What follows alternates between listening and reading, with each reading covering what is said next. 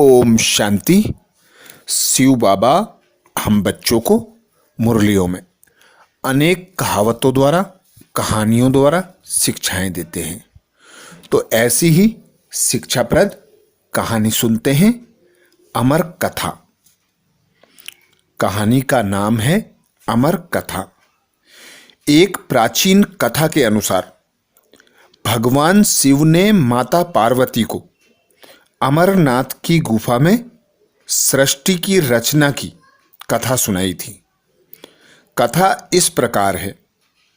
एक बार नारद जी ने माता पार्वती को पूछा, माता, स्वर्ग में सभी देवताएं मोतियों की माला धारण करते हैं, लेकिन शिवजी के गले में मुंड माला क्यों? माता पार्वती जी ने इस विषय में अपनी अज्ञानता बताई। नारद जी के कहने पर पार्वती जी ने स्वयं शिव जी से इस विषय में पूछने का संकल्प किया। माता पार्वती ने शिव जी से मुंड माला के विषय में पूछा तो शिव जी ने इस विषय में ना पूछने का अनुरोध किया, लेकिन माता पार्वती नहीं मानी और जिद करने लगी कि उन्हें इस रहस्य के बारे में बताया जाए। तब शिवजी ने कहा, सुनो महादेवी, मेरे गले में जितने मुंड हैं उतने जन्म आप ले चुकी हो। आपकी प्रत्येक खोपड़ी की माला मैं अपने गले में धारण करता हूँ।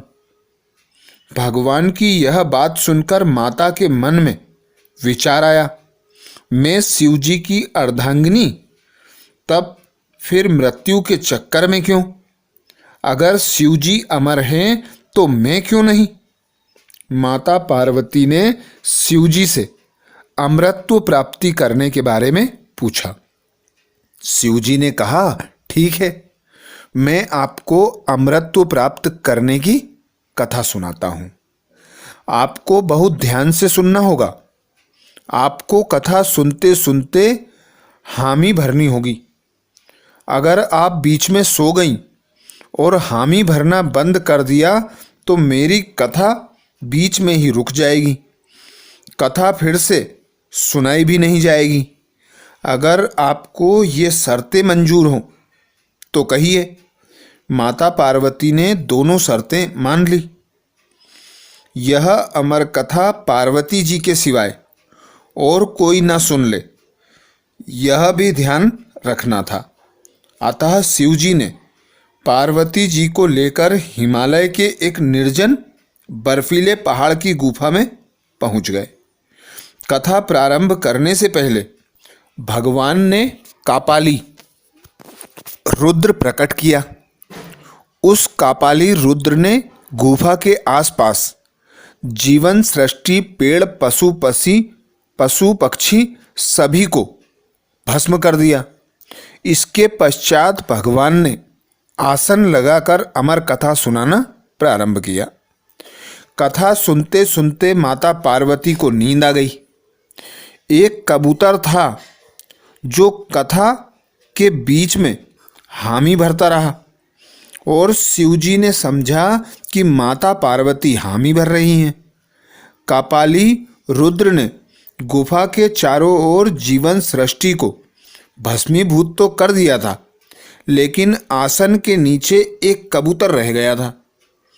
कुछ समय बाद माता पार्वती जी की नींद टूटी तो उन्होंने शिवजी से माफ़ी मांगी।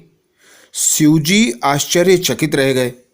वे सोचने लगे कि कथा के बीच में कौन हामी भर रहा था। उन्हें बहुत क्रोध आया। अपना त्रिशूल उठाकर खड़े हो गए और तभी आसन के नीचे से एक कबूतर उड़कर भागा। शिवजी भी उसके पीछे भागे। कबूतर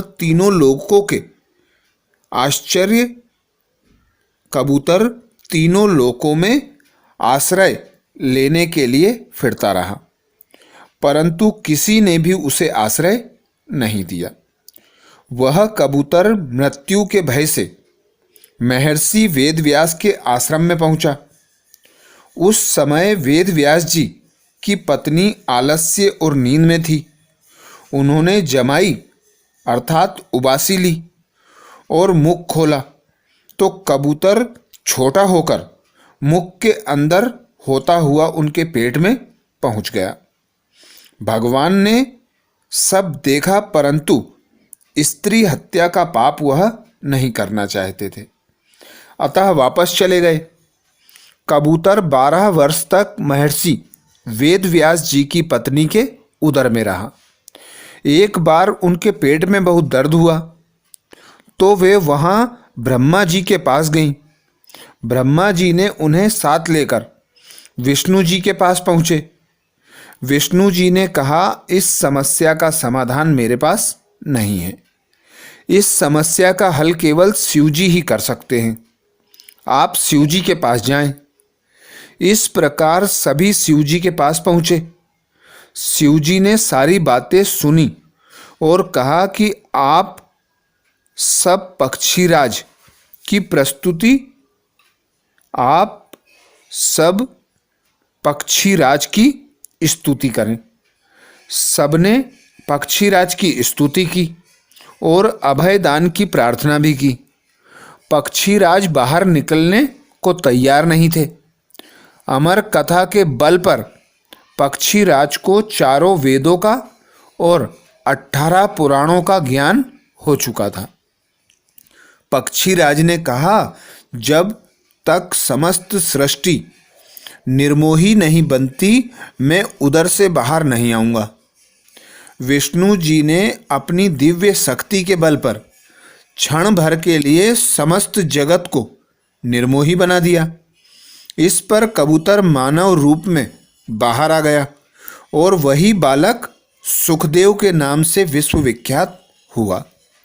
अंत में सुखदेव सबकी अनुमति लेकर जंगल में चले गए और घने जंगल में जाकर तप करने लगे। उन्होंने नेमी सारण्य में ऋषि मुनियों को कथा सुनाने का आयोजन किया। वहाँ पर उन्होंने अमृतत्व प्राप्त कराने वाली अमर कथा सुनाना प्रारंभ किया।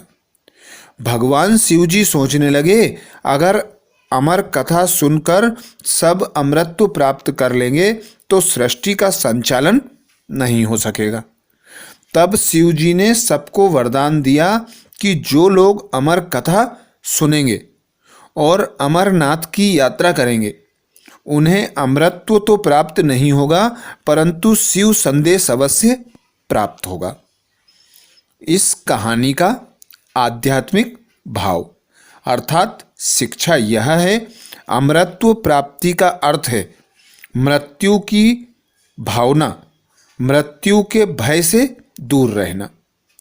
वह तभी हो सकता है जब स्वयं को स्थूल देह नहीं बल्कि एक अविनाशी आत्मा समझें। इसके लिए अमरनाथ शिव बाबा आत्मा रूपी पार्वती को, आत्मा जो अमर है, उसकी कहानी सुनाते हैं। अविनाशी आत्मा के ज्ञान से अमरनाथ शिव बाबा अपने बच्चों को अमर बनाकर अमरलोक सतयुग में ले जाते हैं।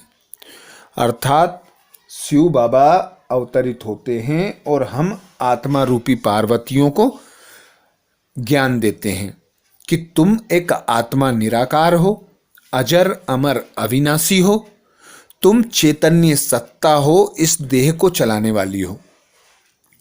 तो जो आत्माएं संगम युग पर खुद को पहचान लेती हैं, उस पिता परमात्मा निराकार शिव को पहचान लेती हैं और उनके बताए हुए मार्ग पर चलती हैं, उन्हें सतयुग में देवी देवता पद प्राप्त होता है, ऊंचे से ऊंचा पद प्राप्त होता है।